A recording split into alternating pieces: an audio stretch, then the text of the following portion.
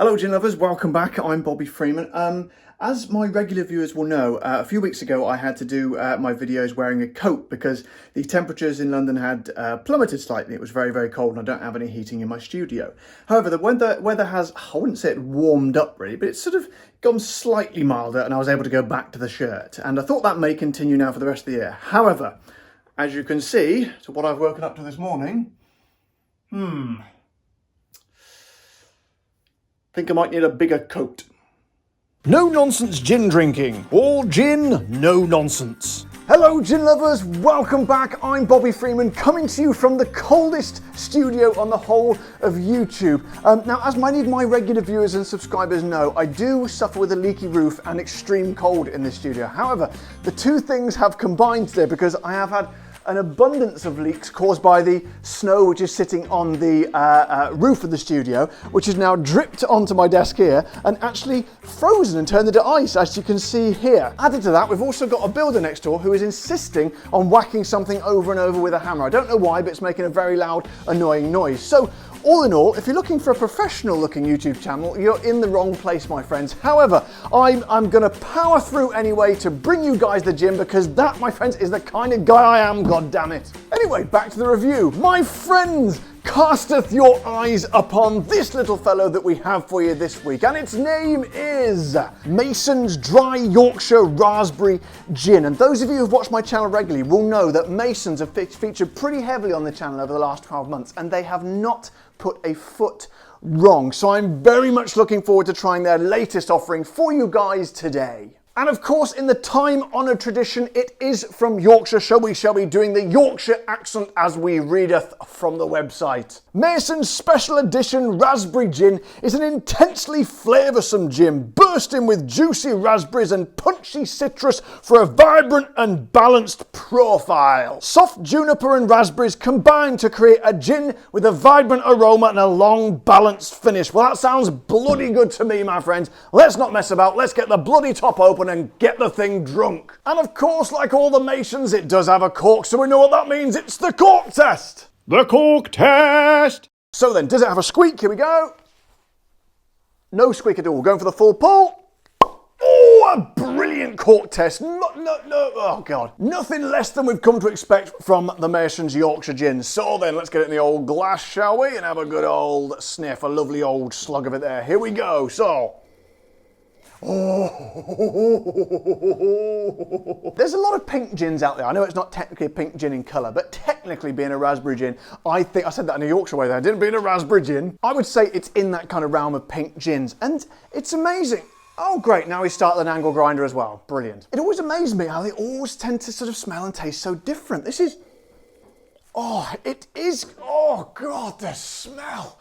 This is one of those gins you could I'd be happy just to smell it, honestly. It's like thick, thank you again for the man on the angle grinder, thick, sort of luscious, sort of fruity, well, it's just raspberry really, it's just raspberry sort of smell, but really kind of concentrated and gets up the nose and kind of like, it feels like your nostrils are just being like filled to capacity. But as I always say, we are not here for the sniffing, my friends. We are here for the tasting. And luckily today, it's so cold in here. Some people say, why don't you put ice in the gin when you try it? Well, actually, I could probably get some. We've got a particularly leaky bit up here. Ah, here we go. Hang on a second. There we go. Lovely bit of ice. So that's probably going to have bits of dirt in it. So sod it. We'll stick it in anyway. See how we get on. Give it a swirl around. So, ladies and gentlemen, you don't get that on Steve the Bartender, do you? Mason's Yorkshire Raspberry Gin. I say to you, cheers.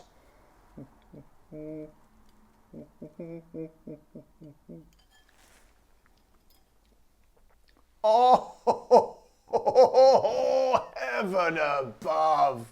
Holy shit. Okay, Jim, okay. Sometimes I lose myself in the taste a little bit there, and this is definitely one of those occasions. I can't work out which way around I want that. Yeah, that'll do, I think. First of all, Masons have not let themselves down. They've set the bar continually massively high, like way up there. I can't even reach the bar, it's so high for Masons. But this, I was a little bit worried because they've had so many gins and they've all been brilliant. I thought at some point they've got to fall over. Well, so far, my friends, they definitely haven't. They are firmly in the upright position on 2 feet. It is just jam-packed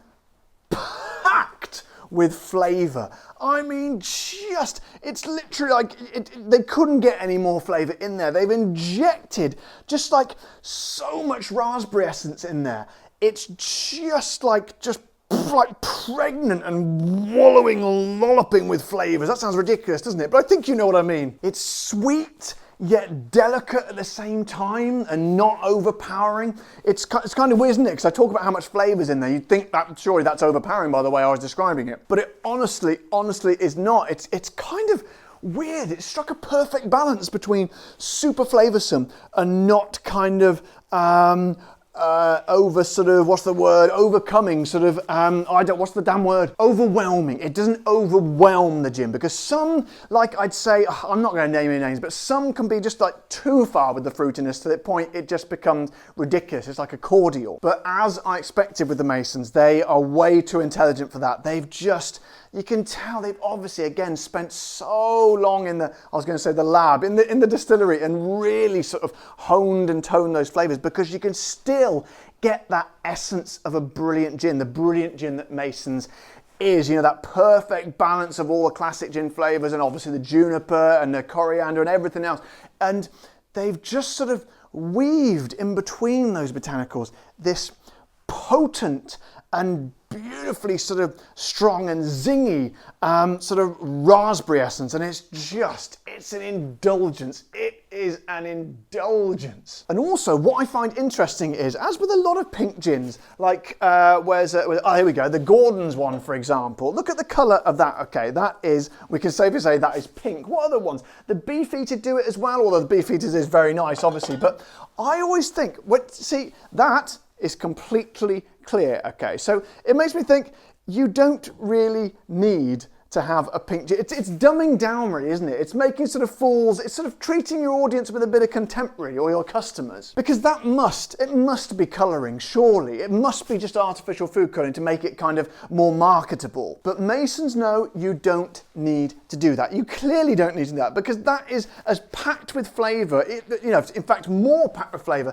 than any pink gin I think I've ever tried. And it's just supremely brilliant. I just love it. You can tell, oh God. I can't even get my words out. It's so good. So Masons, I say to you, my friends, that is once again an absolute triumph. And not only is it a triumph in taste, as always with the Masons, they keep a very, very friendly, triumphant price tag as well. This little fella will cost you 34 English pounds. That's equivalent to $47 or 38 euros. And that is about bang. I always say, obviously, if it's a lesser known distillery, I'm happy to go up to £40. So £34, brilliant. I'd say the ideal price for sort of a lesser known gin, about £35.